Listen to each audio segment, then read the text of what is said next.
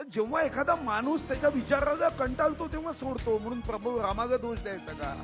उद्या तुम्ही भाजपला दोष देणार का का पक्ष सोडून ते भाजपमध्ये येत आहे, का पक्ष सोडून एकनाथ शिंदेच्या पक्षात येणार आहे? मग तुम्ही तर विभीषण आणि रावणाला सोडलं, तुम्ही प्रभू रामालाही दोष द्याल.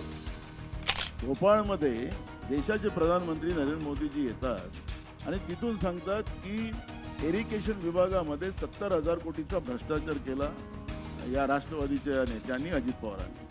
8 दिवसामध्ये तिकडे उपमुख्यमंत्री झाले.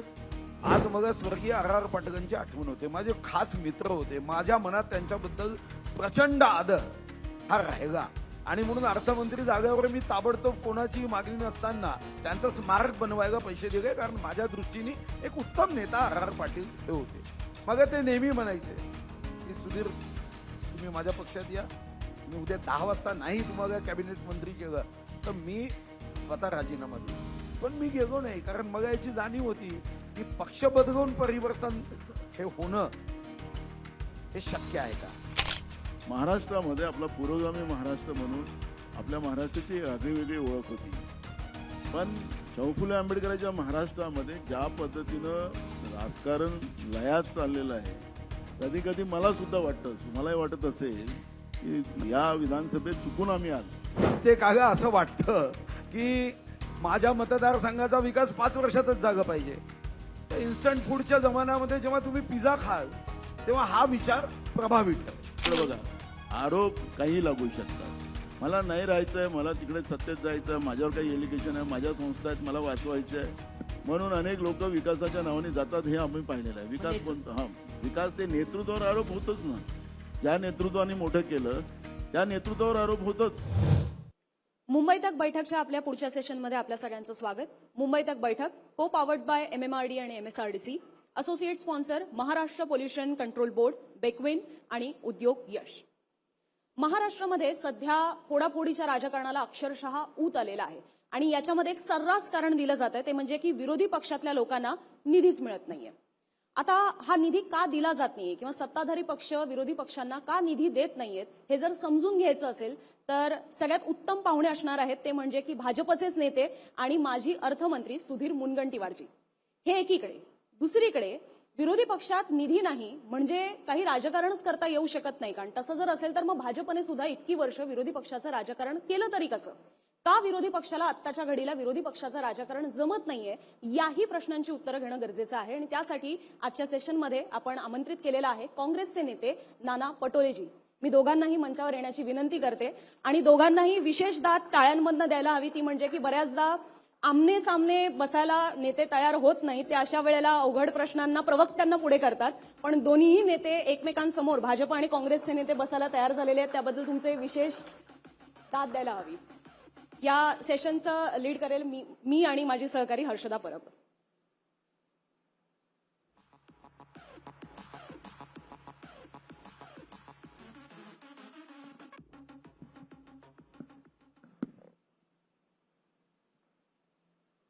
मला खरं तर पहिला प्रश्न नाना पटोलेंना असा विचारायचा आहे की कालच तुमचे एक साथीदार विरोधी पक्षावरनं सत्ताधारी पक्षाकडे गेलेले आहेत, तर तुम्हाला सुधीर भाऊ जास्त जवळचे वाटतात का आत्ताच्या घडीला, ज्या पद्धतीने विधानसभेतली त्यांची कामगिरी आम्हाला पाहायला मिळते? विरोधी पक्ष नेता आणि पक्षात राहून विरोधी पक्ष राहणं असा 2 फरक असतो. पक्षविरोधी आणि विरोधी पक्ष नेता अशा 2 भूमिका असतात. तर तुम्ही ठरवा सुधीर भाऊ कोणता रोल निभवतात. आणि राहिलं की आमचा एक शिवसेनेचे आमचे एक सहकारी ते काल शिंदे सेनेत गेलेत. कसं तर ही जी सरकार आहे यांनी जी काही जाहीरनामा लोकांना दिला होता, वचननामा दिला होता, ते त्यांच्या भाषेत जे काय असेल ते, त्या वचननाम्यामध्ये कुठे खरं उतरत नाहीये. आणि त्यामुळे लोकांचं लक्ष डायव्हर्ट करण्यासाठी आमदार फोडा, खासदार फोडा, काय काय प्रलोभन दिले जाते, काय काय पैसे इथून इतके मोठे पैसे येतात कुठून, जे काय रेट चाललेले आहेत आपण तुमच्या माध्यमातून ऐकतो की याचा असा असा सौदा झाला असेल, असं झालं असेल. आम्हाला माहिती नाही, कारण आता हे पैसे काही आम्ही एवढे बघितले नाही, एवढे वर्ष आम्ही सत्तेत राहिलो तरी. पण आता भाजप आणि महायुतीमध्ये पैशाचं काही आता लिमिट राहिलंच नाही आणि त्याच्यामुळे मूळ मुद्द्याला डायव्हर्ट करण्यासाठी हे खासदार आमदार प्रलोभनानंद, मग तर ईडी आहेच, आपली सीबीआय आहेच, जास्त कोणी पण खासदार तुम्ही पण भाजपमध्ये गेला होतात ना, मग तुम्हाला असं काही त्यावेळेला मला नव्हतं का? ते आवडलं नाही म्हणून मी 2.5 वर्षाच्या पहिलेच खासदारकी नाही, सोडून पण वापस तुम्ही आलो. जाताना तुम्हाला पैशांची प्रलोभनं नव्हती, जे आता जात आहेत त्यांनाच फक्त पैशांची प्रलोभनं मी आहेत नाही, का? मी म्हणालोच नाही मी म्हणतो म्हणून. माध्यमातून मी काही जेव्हा ऐकतो, पेपरमध्ये जेव्हा वाचतो, त्यावेळेस आम्हाला कळतं असं मी सांगितलं. मी म्हणतो म्हणून नाही म्हणालो. मला माहित आहे तुम्ही माझ्याशी भांडण करणार म्हणून. सत्ताधारी बाकावर थेटच आरोप केले जात आहेत अधिवेशन सुरू असताना. सुधीर मुनगंटीवारांना काही बोलायचं नाही का? म्हणजे खरं तर आक्षेप घेतला जातो, चुकीच्या बातम्या देऊ नका असं म्हटलं जातं. मला वाटतं की पहिले तर ही विधानसभा असती हा. तर यांचं म्हणणं मी कामकाजातून काढा असं म्हटलं असतं, रेकॉर्डवरून काढा. पण कारण आताच्या ह्या ते रेकॉर्ड बोलताना असं म्हणाले हा. की पक्षविरोध आणि विरोधी पक्ष. खरं तर मला व्यक्तिगत रीतीने मांडतं की जागा कुणाला समज आहे, मी जे विषय मांडतो ते जनतेचे मांडतो. मी जेव्हा आमदार म्हणून निवडून आल्यावर जी शपथ घेतो, ती शपथ घेतानाच मी हे मान्य करतो की मी कोणत्याही बाबतीमध्ये हा प्रिय आहे, हा अप्रिय आहे, या भावनेने मी विधानसभेत काम करणार नाही. आणि म्हणून मला वाटतं की जनतेचे प्रश्न मांडणं ही तर मला वाटतं की माझी जबाबदारी आहे. विरोधी पक्षांनी सुद्धा आपले विचार मांडताना ते जनप्रिय असावे, जनतेच्या सोबतचे असावे, असा माझा साधारणतः समज आहे.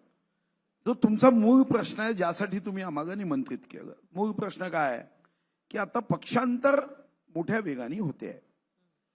जेव्हा सामाजिक परिवर्तन होतं तेव्हा आता जास्त संख्येने पक्षांतर होत आहे, पण पक्षांतर झालंच नाही का? तर तुम्हालाही माहिती आहे की हरियाणामध्ये आयाराम गयाराम शब्द कुठून जन्माला आला? शब्द अटल बिहारी वाजपेयींचं एक प्रामाणिक चरित्रवान प्रधानमंत्र्यांचं सरकार पैसे देऊन कोणी फोडलं? आपण कॅश फॉर वोट हे संसदेमध्ये नोटाचे बंडल काय पाहिले? फक्त एवढंच आहे, तिथं अशी संख्या कदाचित तेव्हा कमी असेल. ईशान्य मुंबईमध्ये विश्वरत्न भारतरत्न महामानव डॉक्टर बाबासाहेब आंबेडकरांचा पराभव करताना बाबासाहेबांच्या सोबत असणाऱ्या निष्ठावंतांना कसं फोडलं? नानाभाऊ ज्या जिल्ह्यातून येतात, 1954 मध्ये भंडारा लोकसभेमध्ये विश्वरत्न भारतरत्न महामानव डॉक्टर बाबासाहेब आंबेडकर, जे doctorate of science, doctorate of literature, doctorate of law, doctorate of philosophy, त्याला नॉन मॅट्रिक माणसांनी पाडायसाठी काय काय केलं? आणि म्हणून हा प्रश्न हा आज नाही आहे. हा प्रश्न माझ्या मताने सत्ययुगातही होता, संख्या कमी होती. त्रेतायुगातही होता, तेव्हाही कर्ण फोडला गेला. त्रेतायुगात विभीषण प्रभू रामाकडे गेले रावणाला सोडून. तर जेव्हा एखादा माणूस त्याच्या विचाराला कंटाळतो तेव्हा सोडतो, म्हणून प्रभू रामाला दोष द्यायचा का? उद्या तुम्ही भाजपला दोष देणार का की का पक्ष सोडून ते भाजपमध्ये येत आहे, का पक्ष सोडून एकनाथ शिंदेच्या पक्षात येणार आहे? मग तुम्ही तर विभीषणाने रावणाला सोडलं, तुम्ही प्रभू रामालाही दोष द्याल. माझा व्यक्तिगत रीतीने वाटतं हा असं होऊ नये यासाठी काही कायदे केले पाहिजे का? तर ते कायद्यासंदर्भामध्ये जगातले जेव्हा कायद्याचा आपण अभ्यास करतो तेव्हा अशा पद्धतीचे कायदे काही जगामध्ये देशात आहे. काही कायदे आपण केले, पण दुर्दैवाने विधानसभा असो की लोकसभा, आम्ही आगा कायदे मंडळ म्हणतो, पण जरा याचा एकदा रिसर्च करा की कायद्यावर जेव्हा एखादं बिल येते किती सदस्य बोलतात, हो वेगाने पास करतात. तर मग असेच कायदे येणार बोलूच आहे. दिलं जात नाही असं विरोधकांचं म्हणणं सुद्धा आहे ना, की जेव्हा महत्वाचे मुद्दे येतात तेव्हा बोलूच दिलं जात नाही, तेव्हा हात उंचावला तरी सुद्धा संधी दिली जात नाही असं विरोधकांचं म्हणणं आहे. पण येऊयात आपण पक्षफुटीकडे येऊयात.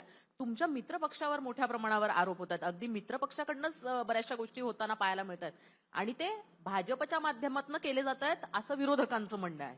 तर त्याच्यावर काय असं ठरवलंय का की आता विरोधी पक्षच ठेवायचा नाही? मी 15 वर्ष, मी 1995 निवडून आलो. 95 ते 99 आमचंही सरकार होतं. 99 नंतर 2014 पर्यंत आमचं सरकार नव्हतं. आज मला स्वर्गीय आर पाटलांची आठवण होते. माझे खास मित्र होते. माझ्या मनात त्यांच्याबद्दल प्रचंड आदर हा राहिला आणि म्हणून अर्थमंत्री जागेवर मी ताबडतोब कोणाची मागणी नसताना त्यांचं स्मारक बनवायला पैसे दिले, कारण माझ्या दृष्टीने एक उत्तम नेता आर पाटील हे होते. मला घरी जेवायला बोलवायचे, मी शाकाहारी आहे. मी माझ्यासाठी ते शाकाहारी पदार्थ करायचे. मग ते नेहमी म्हणायचे की सुधीर तुम्ही माझ्या पक्षात या, मी उद्या 10 वाजता नाही तुम्हाला कॅबिनेट मंत्री केलं तर मी स्वतः राजीनामा देईन. पण मी गेलो नाही, कारण मग याची जाणीव होती की पक्ष बदलून परिवर्तन हे होणं हे शक्य आहे का. पण जेव्हा एखादी सवय नेता आपल्या पक्षाच्या कार्यकर्त्यांना गावतो, पक्षफुटी का होत आहे आणि तेही शिवसेनेचीच का होत आहे. अजूनपर्यंत काँग्रेस फुटलं शिवसेनेकडनंच का होतंय असाही प्रश्न आहे. मी सांगतो ना, याचं कारण 24 ऑक्टोबर 2019ची ती 4 वाजताचा तो अशुभ मुहूर्त होता. 2,30,58,525 मतदारांनी भारतीय जनता पार्टी शिवसेना युतीला आपला मतरूपी आशीर्वाद दिला, सदिच्छा दिल्या, शुभेच्छा दिल्या. 161 आमदार दिले. 105 आमचे होते, 56 शिवसेनेचे होते. तुम्ही 4 वाजता पत्रकार परिषद, इकडे निवडणुकीचे निकाल लागताय आणि तुम्ही पत्रकार परिषद घेऊन सांगताय की आमच्यापाशी पर्याय आहे, आम्ही जाऊ. असं आहे की मला आठवतं की एकदा मी माझा जिल्हा दारू बंद केला होता, दारूमुक्तीपासून. तेव्हा एक वडील आला, तो म्हणाला माझा पोरगा व्यसनाधीन झाला. म्हणतो का झाला रे. तो म्हणाला माझी चूक झाली. तो लहान असताना मी दारूची बॉटल आणायला त्याला पाठवायचो आणि नंतर माझ्या लक्षातच आलं नाही तो कसा व्यसनाधीन झाला. तुम्ही 24 ऑक्टोबर 2019ला हेच केलं. तुम्ही आपल्या आमदारांना संदेश दिला की गद्दारी बैमानी करणं म्हणजे राजकीय पराक्रम आहे, पुरुषार्थ आहे, हुशारकी आहे. पण काय झालं, तुमचे आमदार फुटायला लागले. नाही सर, त्याच्या काही महिने आधी मध्य प्रदेशमध्ये सुद्धा ज्या वेळेला 2018ला काँग्रेसला कौल मिळालेला होता, त्याही वेळेला तुम्ही सरकार उलथवलीत ना तिकडची. मग जनमताचा तिथला नाही अनादर झाला. जनमताचा कौल म्हणजे तुमचे विभीषण तुम्हाला टिकवायला तयार नाही. मग आमचा पक्ष का नाही फोडगाव इतके वर्ष. कारण आमच्या पक्षामध्ये दर 3 महिन्यांनी अभ्यास वर्ग होतो. आम्हाला शिकवलं जातं 13 वैभव अमर रहे मा हमदीन 4 रहणार रहे. आम्हाला प्रार्थना जिरी जाते, नमो मातृभूमी जिथे जन्मगो मी, नमो आर्यभूमी जिथे वाढगो मी, नमो पुण्यभूमी जिहे जाच कामी, पडो देह माझा सदाती नमी मी. आमचे 2-4 फोडगेत, पण त्याचंही संशोधन पीएचडी रिसर्च केलं तर लक्षात येईल की ते आमचे कधीच नव्हते. ते आले होते आश्रयासाठी, मग पुन्हा बदलले. पण आमच्या पक्षाच्या का नाही अटल बिहारी वाजपेयींना तुम्ही फोडू शकले, का नाही तुम्ही स्वर्गीय प्रमोद महाजनांना फोडू आपण शकले. नाना पटोलेंना हा मग प्रश्न तसाच विचारूया. प्रश्न नाना हा. पटोले हसतायत सुद्धा त्याच्यावर. का असं होतं, आता सुधीर भाऊंना तर मंत्रीपद पण मिळालं नाही म्हणून त्यांनी थोडी भाजपची साथ सोडली. आपण इथं पक्षाची चर्चा चाललेली आहे. यांच्या पक्षाच्या चिन्हावर निवडून आलेले आमदार असतील, खासदार असतील. आता यांच्या पक्षामध्ये सुधीर भाऊला कधी कधी राग येतं आणि ते म्हणतातही की जे लोक आता आलेत आमच्या पक्षात ते सगळे मंत्री बनलेत आणि मला बाजूला करून टाकलं, असं त्यांच्या भावना असतात. ते मी बोलून आहेत सुधीर भाऊ, तुमच्या भावना आहेत. भावना तुम्हाला माझ्या नाही. विखे- ऐका नाही, ठीक आहे, नाही. माझी विखे भावना पाटील- मंत्री बनण्याची कधी नाही नाही, ऐका विखे ना. पाटील बाहेरून आले, नितेश राणे बाहेरून आले, मंत्री झाले, मागून येऊन तिखट झाले, असं भावना आहे तुमच्यामध्ये. माझी नाही, नाही, भावना माझा- कधी नाही, नाही. नाही, फक्त माझा- मला एक गोष्ट माहित माझा- आहे की भाजी चविष्ट करायची असेल तर भाजीत मीठ असावं, मिठाची भाजी होऊ नये, एवढं मला माहिती आहे. तर हा ते बोललेच ते आता सांगितलं हा मी. तेच मान्य केलं त्यांनी. सूत्र सांगितलं. आणि आता दिल्लीमध्ये पण मी खासदार होतो, मी पाहिलं तर जो 65% वर हे खासदार आता या सत्तेमध्ये जे आहेत मोदी साहेबांच्या सरकारमध्ये, हे जवळ 65% वरचे खासदार तर काँग्रेस आणि दुसऱ्या पक्षाचे आहेत. मग सुधीर भाऊला बोलायला राहिली की नाही नाही नाही ते आमचे नव्हते, ते आले होते आश्रयासाठी, ते चालले गेलेत, असं म्हणता येणार नाही. सुधीर भाऊ, आखरी ही जी काही व्यवस्था आता गेल्या 2014 पासून जे आपल्या देशाला स्वातंत्र्य मिळालं असं तुम्ही सांगताय, 1947ला मिळालंच नाही असं कोणीच मान्य करायला तयार नाही. आता ते आपण त्या पद्धतीचं चाललेलं वातावरण. आणि जे काही आता लोकसभेमध्ये या 2014च्या नंतर जे सरकार आल्यानंतर जे काही वातावरण निर्माण करण्याचं काम झालेलं आहे की पहिले काहीच नव्हतं या देशामध्ये, सगळं आत्ताच झालेलं आहे. आणि ज्या पद्धतीनं याला फोडा त्याला फोडा, त्याची लोकांना आपले लोक असं करून सत्ता आणायचं जो त्याला मोठा जो प्रयास आहे, मी त्याला शब्द वापरणार नाही, तो काही त्याला चुकीचंही जाणार. मी सांगतोय की या सगळ्या राजकारणामुळे महाराष्ट्रातलं, तर आपलं महाराष्ट्रातलं एक राजकारण आणि देशातल्या राजकारणामधलं खूप फरक आहे. महाराष्ट्रामध्ये आपला पुरोगामी महाराष्ट्र म्हणून आपल्या महाराष्ट्राची एक आगळी वेगळी ओळख होती. पण शाहू फुले आंबेडकरांच्या महाराष्ट्रामध्ये ज्या पद्धतीनं राजकारण लयात चाललेलं आहे, कधी कधी मला सुद्धा वाटतं, तुम्हालाही वाटत असेल की या विधानसभेत चुकून आम्ही आलो. जेव्हा विधानसभेतलं कामकाज आम्ही बघतोय त्या कामकाजामध्ये मंत्र्यांना काही घेणे देणं नाही. म्हणजे काल जळगाव जिल्ह्यामध्ये एका 40 वर्षाच्या महिलेवर जो बलात्कार झाला, 15 लोकांनी तिच्यावर पाशवी बलात्कार केला आणि आज स्थगनाच्या माध्यमातून जेव्हा विषय मांडला, अध्यक्षांनी सरकारला विचारायला गेलं, सरकारच नाही तिकडे समोर आणि मंत्र्याला ते काही बोलायला तयार नाही. म्हणजे ज्या भावना असतात. परवा मुंबईच्या रेल्वेमध्ये एका तरुण पोराला निर्गुण त्या ठिकाणी हत्या केली. तो मुद्दा आम्ही विधानसभेत मांडला. काही घेणं देणं नाही. कोण मरतोय कोण वाचतोय सामान्य माणसाचं घेणं देणं नाही. सत्तेचा एवढा माज म्हणजे मी असो की सुधीर भाऊ असो आम्ही कधीच पाहिला नाही. आमचंही सरकार होतं, सुधीर भाऊ विरोधी पक्षात होते. विरोधकांनी उपस्थित केलेल्या प्रश्नाला न्याय देण्याच्या दृष्टिकोनातून पूर्ण प्रयत्न केला जात होता. त्याला कुठलंही राजकारण केलं जात नव्हतं. आणि आज महाराष्ट्रामधला ज्यावेळेस हे विरोधी पक्षात होते त्यावेळेस असं वाटत होतं की सत्ता आणि विपक्ष हे जनतेसाठी काम करत आहे. आज तसं काहीच नाहीये. आज तर म्हणजे काही घेणे देणं नाही. सभागृहात पण आले नाही गेले त्यांना काही घेणे देणं नाही अशा पद्धतीचं राहिलं. आणि राहिलं बाबासाहेब आंबेडकरांच्या बद्दलची भूमिका सुधीर भाऊने मांडली. ठीक आहे, त्यावेळेस त्यांचा भंडाऱ्यातून पराजय झाला. पण काँग्रेसनी एका विद्वत्ता आणि असलेलं व्यक्तिमत्व महामानव डॉक्टर बाबासाहेब आंबेडकरांचं जो गौरव पदोपदी केलेला आहे. तुम्ही तर हारले निवडणुकीत त्याच्याबद्दलचा जो उल्लेख सातत होतो. पण बाबासाहेब आंबेडकरांच्या बद्दलची भूमिका काँग्रेसने नेहमी आत्मसात ठेवली. त्या पद्धतीनं त्यांनी बनवलेली संविधानिक व्यवस्था चालवली. आर्थिक धोरण जे होतं बाबासाहेब आंबेडकरांचं ते काँग्रेसनी चालवलं म्हणून देश उभा झाला.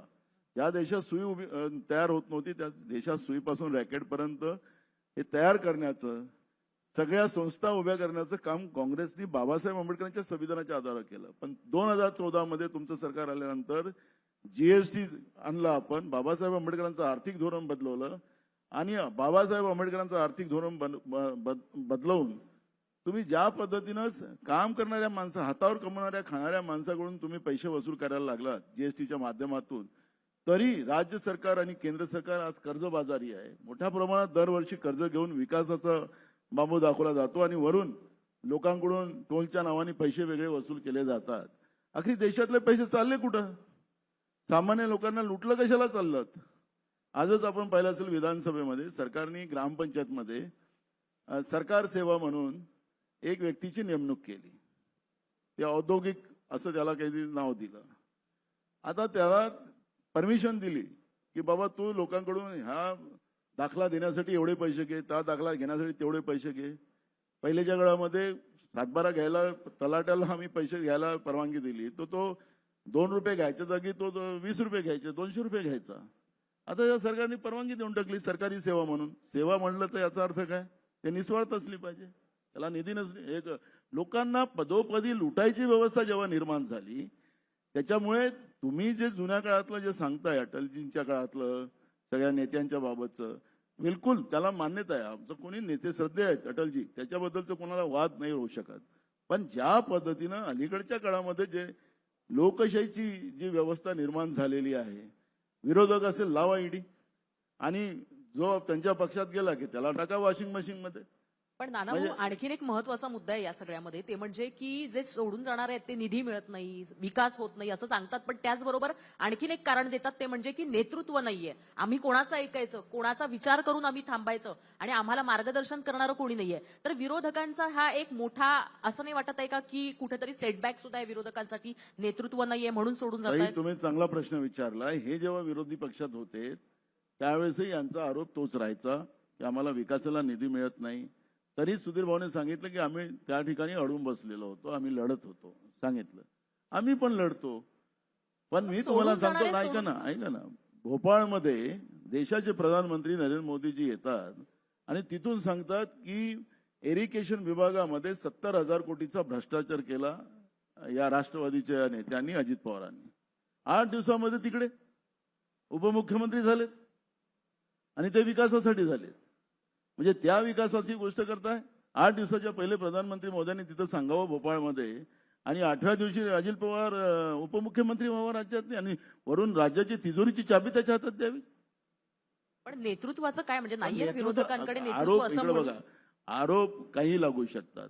मला नाही राहायचंय, मला तिकडे सत्तेत जायचं, माझ्यावर काही एलिगेशन आहे, माझ्या संस्था आहेत, मला वाचवायचं आहे म्हणून अनेक लोक विकासाच्या नावाने जातात. हे आम्ही पाहिलेलं आहे. विकास कोणता? हा, विकास ते नेतृत्वावर आरोप होतच ना. ज्या नेतृत्वाने मोठं केलं त्या नेतृत्वावर आरोप होतच. त्या नेतृत्वाने तुम्हाला आमदार बनवलं, खासदार बनवलं, त्याची किमया राहत नाहीत. मी माझ्यामुळे झालो असं सांगणारी लोक आपल्याला खूप मिळतात. पण मी तुम्हाला ताजं उदाहरण अजितदादाचं सांगितलं. आणि ज्या पद्धतीनं मोदीजींनी सांगावं की मी खाऊंगा नाही ना खाने न दूंगा, आणि त्याच्यानंतर खाणेवाल्याला 70,000 कोटीचे, आणि यांनीच बंडीवर, किती बंड्या होत्या सुधीर भाऊ, मुंगटीवार साहेबांनी आणि तुम्ही फडणवीस साहेबांनी तुम्ही गाड्यांनी ते त्यांच्या इरिगेशन विभागाचं भ्रष्टाचार घेऊन महाराष्ट्राला दाखवलं. 70,000 कोटीचा भ्रष्टाचार. सुधीर भाऊ, विरोधी पक्षाला मदत केली पाहिजे असं थोडी आहे. खरं तर नाना भाऊंनी तुमच्या चर्चेची दिशा बदलली. आजचा तुमचा विषय होता की अशा पद्धतीचे प्रवेश का होत आहे. त्याच्यावर मी येते. मी तुम्हाला आकडेवारी अकॅडमिक सकट विचारते. डिस्कशनवर जाण्यात जीएसटी खरं तर राज्यसभेत सर्व जाऊ पक्षांनी दे ना, आपण एकमताने सोडूया- मंजूर सोडूया केला. तो विषय, सोडूया तो जीएसटी विषय. आपला विषय असू निधीवर येते शकत मी, नाही. सर निधीवर येते मी. आपण आज पक्ष का बदलतो याची दोन कारण. एक, पक्ष बदलण्याचं कारण आहे आताचा जमाना सकस आहार नाही, इन्स्टंट फूडचा आहे. प्रत्येकाला असं वाटतं की माझ्या मतदारसंघाचा विकास 5 वर्षातच झाला पाहिजे. तर इन्स्टंट फूडच्या जमान्यामध्ये जेव्हा तुम्ही पिझ्झा खाल तेव्हा हा विचार प्रभावी ठरेल. दुसरा मुद्दा, जेव्हा असं वाटतं की आपल्या पक्षाचं नेतृत्व कमजोर होत आहे. समजा मुंबईमध्ये आपण काय करतो, रिडेव्हलपमेंट कोणत्या घरांची करतो. आता हे पडण्या योग्य घर आहे तर आपण रिडेव्हलपमेंट करतो. का रिडेव्हलपमेंट करतो? त्याच घरात का राहत नाही? तर मग त्या ठिकाणी राहणाऱ्या नेत्यांना, कार्यकर्त्यांना असं वाटतं की आता हे रिडेव्हलपमेंटसाठी गेलं पाहिजे. मग रिडेव्हलपमेंट कोणी करायचं? तर मग एक तर एकनाथ शिंदेजी स्वतः गृहनिर्माण मंत्री असल्याने उत्तम रिडेव्हलपमेंट करू शकतात म्हणून त्यांच्या पक्षात जातात. मग भाजपमध्ये कधी नाही? कधी मुख्यमंत्री आमच्या पक्षाचे आहे म्हणून त्यांना वाटतं की आम्हाला जो काही सहारा आहे, आसरा आहे, तो भारतीय जनता पार्टीमध्ये आम्ही सुरक्षित आहोत. आम्ही काही बांद्र्याच्या नेतृत्वात सुरक्षित नाही असं जेव्हा वाटतं तेव्हा मग ते बदलतात. आता राजकारणामध्ये, लोकशाहीमध्ये तुम्ही एकीकडे म्हणता की मतदारांचा सन्मान झाला पाहिजे. आता माझा दुसरा प्रश्न आहे की मतदार 3 गोष्टी पाहून मतदान करतात. एक, नेता; दुसरा, त्या पक्षाचा विचार; आणि तिसरं, कार्यकर्त्यांचं संघटन. अन्यथा नेता पॉवरफुल आहे, विचार पॉवरफुल आहे म्हणून निवडून यायचं असेल तर मग आम्ही केरळमध्ये का निवडून नाही आलो? नेता तेच आहे, विचार तोच आहे, पण तिथं कधी कधी तुम्हाला कार्यकर्त्यांचा आवाज ऐकावा लागतो. आता निवडून आलेले लोक जे उद्धव बाळासाहेब ठाकरेंच्या सोबत आहे, आणि बरं हा काय आरोप आज आमच्यावर करता, भुजबळ साहेब जेव्हा फुटलेत कोण होतं तेव्हा? मान्य गणेश नाईक फुटलेत तेव्हा काय आम्ही होतो का? काँग्रेसने फोडले नाही. मान्य नारायण राणे साहेब काँग्रेसमध्ये गेले, आम्ही होतो का? मग आम्हाला का दोष दिला जातोय? म्हणजे हे तर खूप झालं. तुम्ही आतापर्यंत लोक फोडलेत तर ते ईश्वरीय कार्य होतं आणि आम्ही करतो ते लोकशाहीच्या विरोधात कार्य करतोय. पण मला वाटतं की असा भेद हा करता पण एक येणार. मुद्दा आहे ना, पण भेद जो आहे एवढे ना, पण भेद आमदार हा- फोडले नाहीयेत की संख्या जी आहे विरोधकांची ती राहणारच नाही. लोकशाहीसाठी सत्ताधारी आणि विरोधक असे दोन्ही असले पाहिजेत. मग सगळेच विरोधक आपल्या बाजूने यावं असे प्रयत्न का होत आहेत? मग लोकशाही कशी जिवंत राहणार? विरोधक हवेच ना राज्याला, पुन्हा राज्य अतिशय- चालवायला. पुन्हा अधिवेशनाचा पण मी विषय आहे. पुन्हा आपल्याला नम्रपणे सांगतोय की आम्ही कोणत्याही विरोधकाला आम्ही काही चाकू, बंदूक, ईडी, दबका, सीबीआय, आयटी, ईडी, सीबीआय, मग संजय राऊत साहेब आमच्या पक्षात का नाही आलो? का नाही म्हणजे आलो? राऊतांचं हे कौतुक नाही, आहे. तुमचा असा समज असेल की ईडी आणि सीबीआयनी माणसं येतात तर मग तर सन्माननीय राहुल गांधींनी आमच्या पक्षात प्रवेश केला पाहिजे. याचा अर्थ काय? याचा अर्थ असा आहे की ईडी आणि सीबीआय जाऊन लोक नाही आहेत. आता मान्य मोदीजी यांच्यावर सीबीआयची 9 तास चौकशी झाली म्हणून काय मोदीजी काँग्रेसमध्ये गेले? माननीय आमचे सन्माननीय गृहमंत्री अमित भाई यांना तर तुम्ही जेलमध्ये टाकलं खोट्या केसमध्ये म्हणून ते काय काँग्रेसमध्ये गेले? अरे तुम्ही अशा अनेक, मी शेकडो उदाहरणं देऊ शकतो. हा काही कारण आहे का? हे कारण तुमच्या विचारामध्ये ती मजबूती नाहीये. नाही पण पक्षानं पण घ्यायला पाहिजे ना. जर का पंतप्रधान नरेंद्र मोदींनी तेव्हा निर्णय घेतला असता किंवा अमित शहानी तेव्हा निर्णय घेतला असता तर काँग्रेसनं हा निर्णय घेतला असता का पक्षात घेण्याचा? आज निर्णय घेतले जातात ना पक्षांकडनं की ठीक आहे तुम्ही येताय तर घेतो आम्ही, असं म्हणून निर्णय घेऊन घेतलं जात आहे ना. अहो, शेवटी तुम्ही आता जसं यांनी उदाहरण दिलं, आता या उदाहरणावरचं माझं उत्तर आहे, माननीय मोदीजींनी 70,000 कोटीच्या घोटाळ्याबद्दल सांगितलं, पण तुम्ही का विसरले हो? त्यांनी आरोप केल्यावर तुम्ही पत्रकार परिषदा घेऊन तुम्ही क्लीन चिट दिली सरकार म्हणून. आता सरकारनी प्रशासकीय अधिकाऱ्यांनी क्लीन चिट दिली.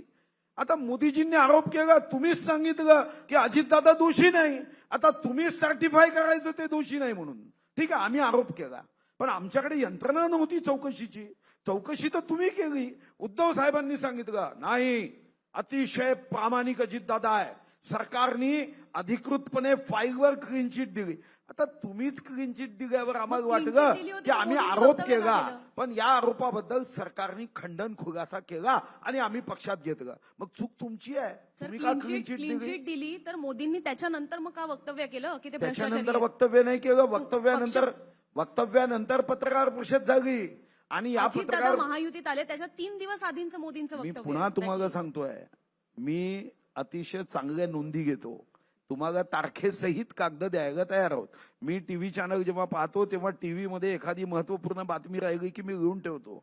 मी तुम्हाला पुन्हा सांगतोय की अजितदादांवर आरोप झाले, त्या आरोपाच्या संदर्भात पत्रकार परिषदेमध्ये अजितदादांनी, शरद पवार साहेबांनी त्यांना सांगितलं की हे आरोप पूर्णपणे चुकीचे आहे.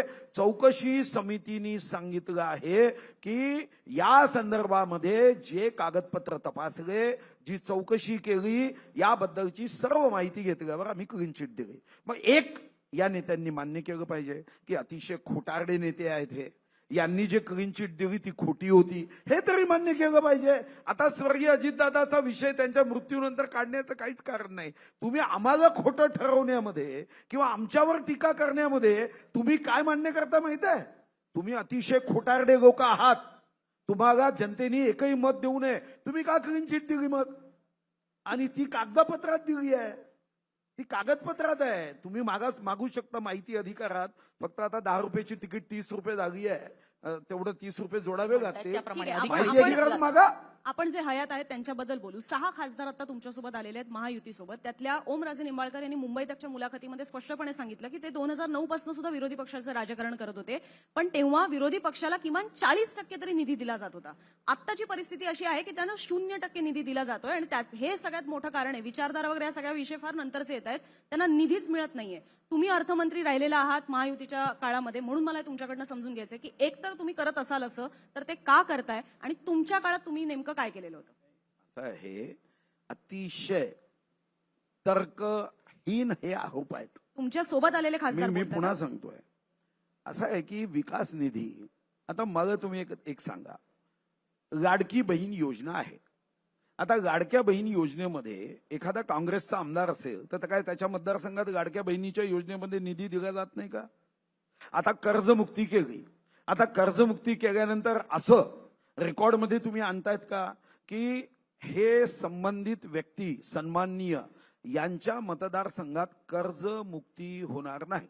आता आपण पोलिओ डोस दिला असं सांगितलं का? हे काँग्रेसचे आमदार आहे, यांच्या मतदारसंघात आपण लहान मुलांना पोलिओ डोस देणार नाही असं आपण सांगितलं? मी तुम्हाला 142 आयटम सांगू शकतो. संजय गांधी निराधार योजना आहे, श्रावणबाग योजना आहे, कुठेही याला सत्तारूढ विरोधक हा भाव नाहीये. फक्त तुम्हाला मन लावून या योजना लोकांपर्यंत पोहोचवण्याची व्यवस्था उभी योजना करावी वेगळ्या लागते. आणि प्रश्न निधी नाहीये. वेगळा. पुन्हा विकास सांग- कामाचा निधी निंबाळकरांनी पुढचा जे वेगळा. विकास सांगितलं- निधी सांगतो. निंबाळकरांनी जे सांगितलं त्याच्यानुसार पुढचाही विकास नगर निधी विकास सांगतो. खात्याने निधी हा रोखून मी ठेवलेला पुन्हा होता. विकास कोर्टाने निधी- स्टे उठवला, कोर्ट ऑर्डर सुद्धा फॉलो होत नाहीयेत, अशा पद्धतीने तो निधी रोखला. द मोमेंट ओमराजे निंबाळकर आता तुमच्यासोबत आलेले आहेत, इमिजिएटली त्यांना 18 मी कोटींचा तर निधी तुम्हाला मंजूर विनंती झाला. करेन की तुम्ही मुंबई तक, आता महाराष्ट्र तकचा विचार करा एकदा आणि अभ्यास करा की असा निधी हा विकासासाठी सर्व क्षेत्रामध्ये सर्वंकष दिला जातो. हा चुकीचा समज आहे. हा असं होण्याची शक्यता असू शकते की तुम्ही एखाद्या विशिष्ट कामाला निधी मागितला आणि तो निधी अपुरा असल्याने दिला गेला नाही असं असू शकतं. पण मी तुम्हाला जाणीवपूर्वक आणि जी काही माझी थोडीफार बुद्धिमत्ता असेल त्यावर आणि अर्थमंत्री म्हणून जो माझा अभ्यास आहे त्यावर आधारित सांगतो की असा भेदभाव केला जात नाही. हा, आता प्रश्न कोणता आहे? जे खासदार आम्हाला निधी मिळत नाही हे सांगतात की नाही, ज्यांनी सांगितलं आणि पक्ष प्रवेश केला, दोन गोष्टी तुम्ही समजून घ्यायच्या असतात.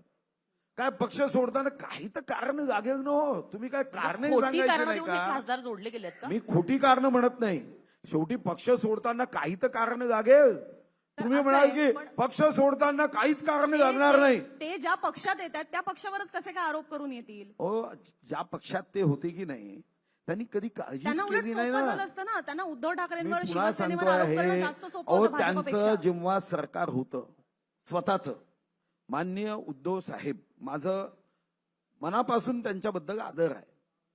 अतिशय एक पारिवारिक नेते आहेत, आदर आहे. पण त्यांनी आयुष्यात चूक केली.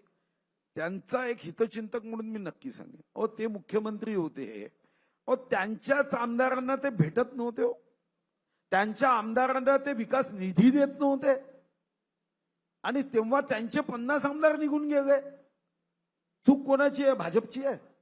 चूक एकनाथ शिंदेची आहे. एकनाथ शिंदेचं तर मी कौतुक करेन की त्यांनी जे खासदार त्यांच्या पक्षात आले, मी त्यांच्या फेसबुकवर बघत होतो, ताबडतोब निधी दिला. म्हणजे किती मोठी भाजपकडे चूक केली उद्धव साहेबांनी आयुष्यातली ती एक चूक केली. ठीक आहे, मी बाहेरचा आहे, मी असं म्हणणं योग्य की नाही माहित नाही, तो त्यांच्या पक्षात काय. पण मी तुम्हाला सांगतो, त्यांनी भाजपशी एक तर नातं तोडायला नको होतं आणि नातं तोडल्यावर जर त्यांनी एकनाथ शिंदेनाच तेव्हा मुख्यमंत्री केलं असतं ना, असं तर आहे, भाजपशी आज नातं तोडलं. त्यांच्या- आज त्यांच्या पक्षाची अशी अवस्था, आम्हालाही वाईट वाटतं. नाही पण भाजपशी नातं तोडलं म्हणजे मग तुमचं पक्षाचं ओरिजिनल नाव चिन्ह जाणार, तुमचे आमदार फुटणार, तुम्हाला निधी मिळणार नाही, तुम्हाला विरोधी पक्षात सन्मानजनक वागणूक मिळणार नाही, तुम्हाला विरोधी पक्षनेता पण मिळणार नाही. हा बदला असणार आहे भाजपचा जर भाजपसोबत हा नातं बदला तोडलं तर. नाही आहे, हे शास्त्र आहे. तुम्ही वेद काढा, उपनिषद काढा, भगवद्गीता काढा, तुम्हाला जैसा कर्म करोगे वैसा फल देगा. हा आपण म्हणतोच ना, ईश्वर तुम्हाला, तुम्ही ज्या चुका केल्या पण ते आपोआप येत नाही ना, कोणाला तरी करावं लागतं ना. नाही करावं लागत. कलियुगात ते कोणाला तरी करावंच लागतं ना. ईश्वरच बरोबर पण मग ईश्वर करून कोण घेतो. आहे? हा. छल करोगे तो छल मिलेगा, आज नहीं तो कल मिलेगा. आणखीन एक प्रश्न येते म्हणजे की भाजपकडे आहे ना फायनान्स डिपार्टमेंट सध्या, मग तरी सुद्धा मुख्यमंत्र्यांकडे असलेल्या फायनान्स डिपार्टमेंटचा निधी हा शिंदेकडनं कसा काय दिला जातो? आता तुम्ही उल्लेख केला. शिंदे साहेब उपमुख्यमंत्री आहे. आम्ही राज्यात आलो तेव्हा म्हणजे जेव्हा मला अजितदादांकडे अर्थ खातं होतं- रामायणाचं ते उदाहरण आवडतं. प्रभू रामानी रावणावर विजय प्राप्त केल्यावर जेव्हा काही लोक असं म्हणाले की ही जी लंका आहे ना सोन्याची, तुम्ही अयोध्येसोबत तुम्हाला जोडून ठेवा, तेव्हा प्रभू रामांनी सांगितलं नाही, ज्यांच्यामुळे मी या रावणाचा वध करू शकलो त्या विभीषणाला ही लंका देऊ. आता माननीय एकनाथ शिंदेच्या तेव्हा त्यांनी ज्या देशप्रेमाच्या भावनेनी ते बंड उभं केलं, त्यातूनच आम्ही 2022 मध्ये 30 जूनला सरकारमध्ये आलो. 9 ऑगस्टला आम्ही शपथ घेतली. 14 ऑगस्ट 2022ला आमची खाती वाटप झाली. तर आम्ही त्यांना काय सोडून द्यायचं का? वित्त विभाग आमचा आहे म्हणून का एकनाथ शिंदेना आम्ही निधी द्यायचा नाही का? जो पक्ष अशा पद्धतीनं अतिशय उत्तम कार्य करतो त्याच्या पाठीशी मान्य अमित भाई उभे आहेत.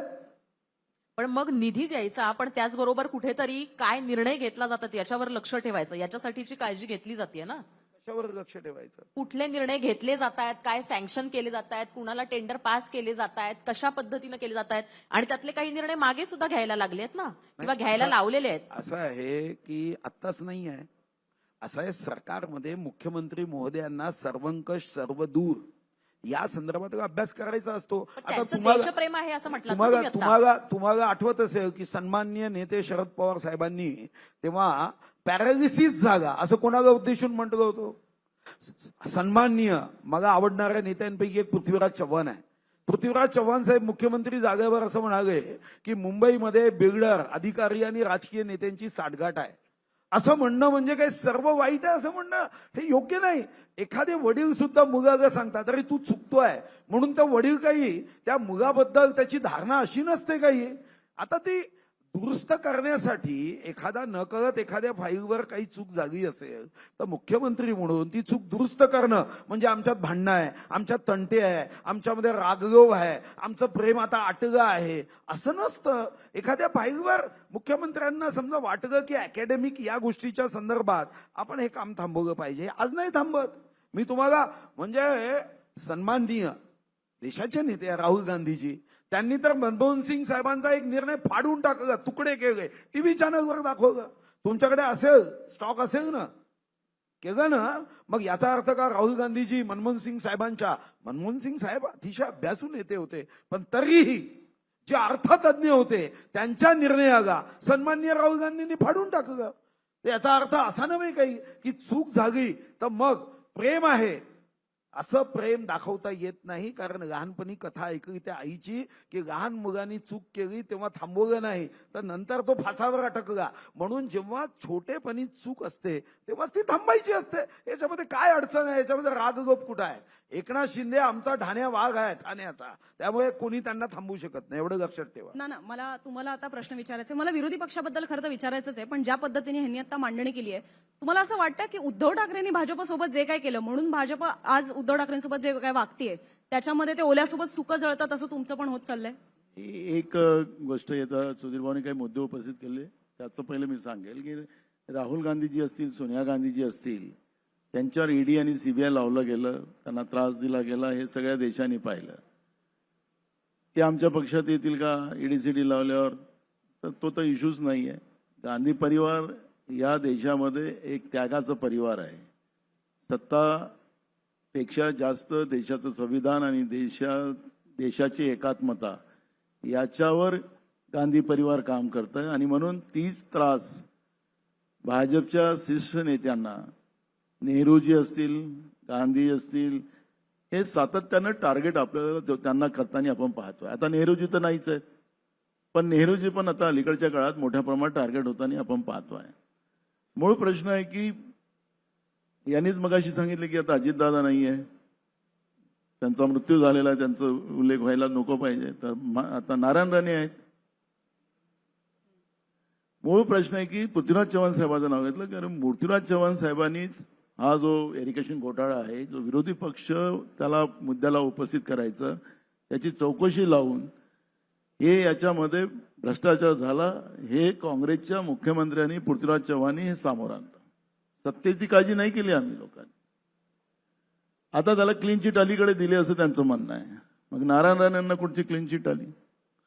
मूळ प्रश्न आहे की एक गोष्ट मान्य केली पाहिजे सुधीर भाऊ, ते तुमच्या मनालाही पडत नाही पण तुम्हाला चॅनलला बोलावं लागतं. पण एक गोष्ट याच्यात क्लिअर आहे की ही जी काही परिस्थिती आज जी देशामध्ये चाललेली आहे ही भयावह आहे. आणि जसं तुम्ही सांगितलं की त्यांनी भाजपशी धोका केला, उद्धव ठाकरे साहेबांनी, तुम्ही तो प्रश्न विचारला. आता तुम्ही खरं तर तुम्ही कोणाकोणाशी धोका करतात, काय परिणाम होईल तुमचे? वेळ सगळ्यांचीच येतं. ज्या पद्धतीनं ज्या खालच्या लेवलवरचं राजकारण जे चाललेलं आहे, म्हणजे राजूजीचा उल्लेख मी या ठिकाणी करेल, त्यावेळेस सध्या अटलजीकडे साधे बीजेपीवाले लक्ष करायला तयार नव्हते. त्यावेळेस स्वतः राजूजींनी त्यांच्या तब्येतीची विचारपूस करून विदेशात पाठवून त्यांच्या सगळ्या तब्येतीची व्यवस्था राजूजींनी त्या काळात केली. हे ते अटलजींनी आपल्या पुस्तकात लिहिलेलं आहे. हे काय मी माझ्या मताने नाही सांगत आहे. ही भावना होती, ही सद्भावना होती. विरोधी पक्षाचाही सन्मान, म्हणजे अटलजी आणि अडवाणीजी दोन असताना सुद्धा त्याला विरोधी पक्षाचं संधी देण्याची व्यवस्था केली गेली होती.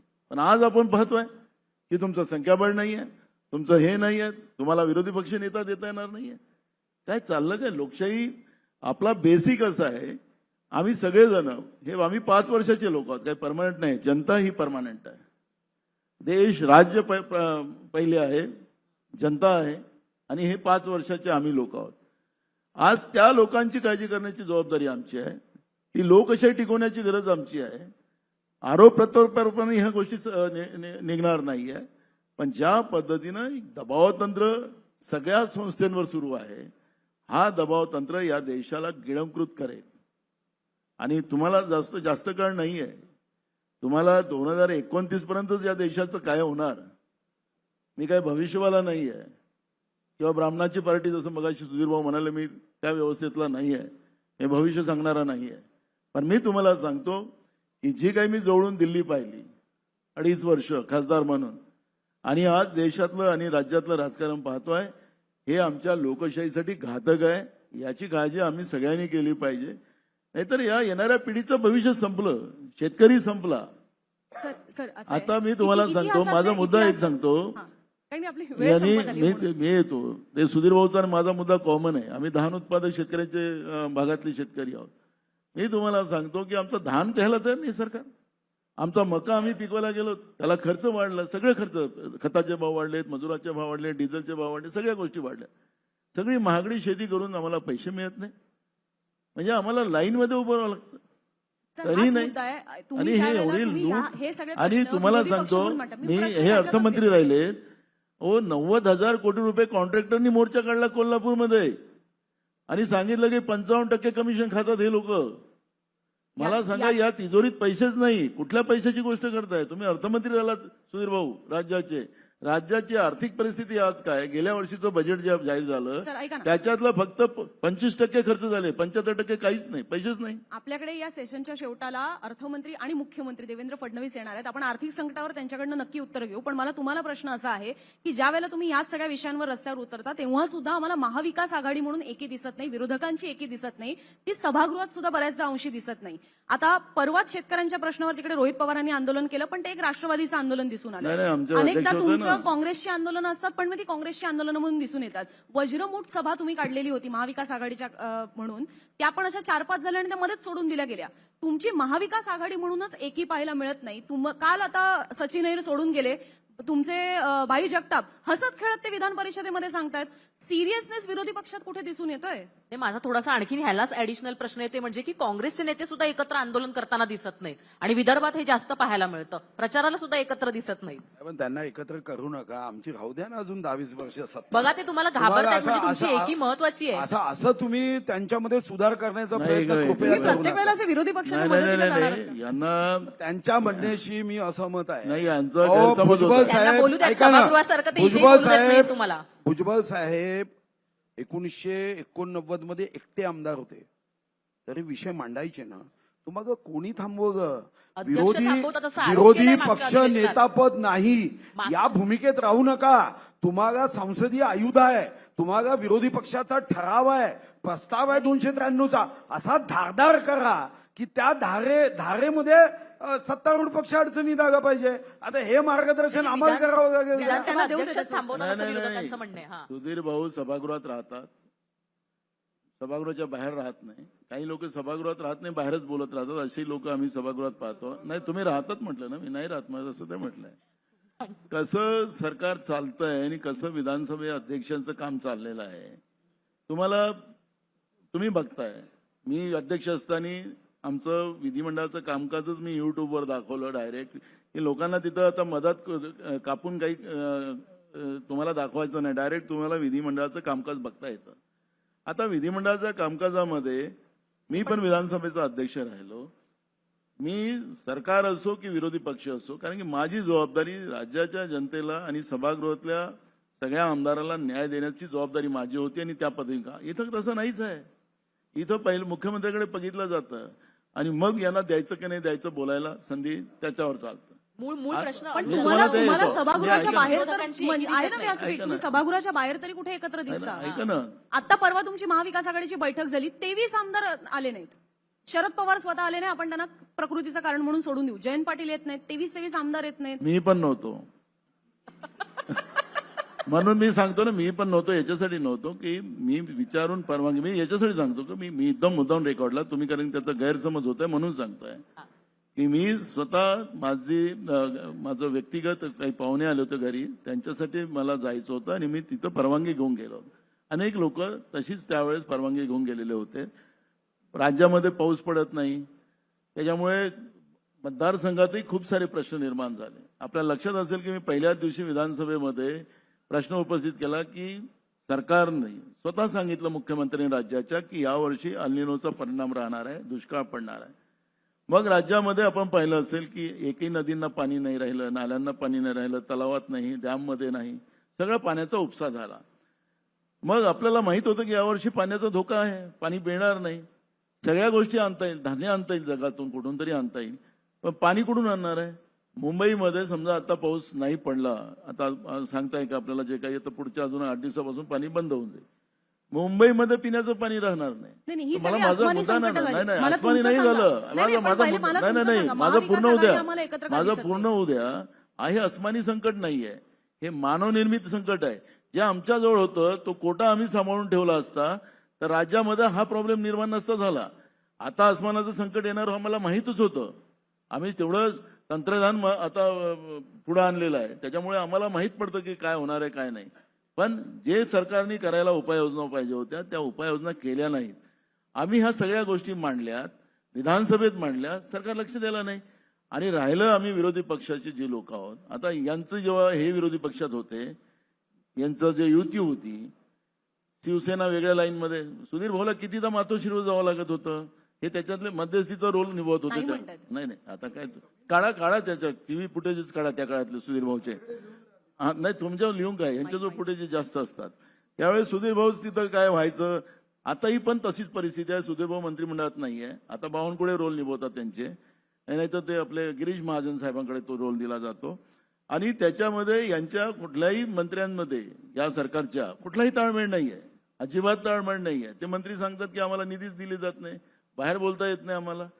अशा परिस्थितीत या सरकारमध्ये झालं. सुधीर भाऊलाही अनेक मंत्री भेटतात, यांच्याच पक्षाचे मंत्री भेटतात, त्या मुंबईतला एक मंत्री आहे त्याच्यातला. मी तुम्हाला सांगतो की ही जी काही परिस्थिती आहे, सुधीर भाऊ काय एवढं वाढून नको सांगा, तुम्ही फार प्रामाणिक नाही, आता लोकप्रतिनिधी वेळ आहात. संपत आलेली आहे आणि या प्रामाणिक लोकप्रतिनिधींनी या आजतकचा, कारण की हे आजचा काळ आहे, उद्याचा चांगला यावा त्यासाठी आपल्याला इथं दोघांना बोलवलेलं आहे. आणि मग खरं आपल्याला सांगितलं नाही, पाहिजे असं मला वाटतं. वेळ संपत आलेली आहे, पण दोन्ही नेते विदर्भाचे आहेत आणि वेगळ्या विदर्भासाठी एकत्र लढलेला आहात. म्हणजे जसा धानाचा मुद्दा आहे तशी दोघांच्यासाठीची ती एक कॉमन मागणी जी आहे ती आहे. म्हणजे एकत्र येऊन आंदोलन नसेल केलं तरी सुद्धा वेगळ्या विदर्भाचा मुद्दा एकसारखा आहे. तर मग नाही, त्याचं तुम्ही काय? गैरसमज काढा. नाही गैरसमज नाही हा. भारतीय जनता पार्टी म्हणून मी स्वतः विदर्भ राज्याचा ठराव मांडगा, सन्माननीय देवेंद्र फडणवीस साहेबांनी ठराव मांडगा, आम्ही दोघांनी सुद्धा रथयात्रा काढल्या. पण काँग्रेसची भूमिका ही नव्हती.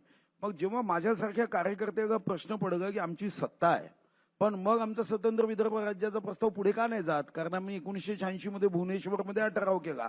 तेव्हा मला वारंवार आमच्या नेतृत्वाकडून हे सांगण्यात येतं की अजूनही आम्ही बहुमतात नाही. मी 97 मध्ये ठराव मांडला, तेव्हा प्रदेश अध्यक्ष माणिकराव ठाकरे होते, त्यांना विनंती केली की काँग्रेसचा पाठिंबा द्या. तेव्हा म्हणून हा प्रश्न, एक गोष्ट मी तुमच्या माध्यमातून अतिशय स्पष्टपणे सांगतो की आजही मी वैधानिक विकास मंडळाची चर्चा मांडतोय संध्याकाळी. मी नाना भाऊला विनंती केली की तुम्हीही माझ्या बाजूनी या.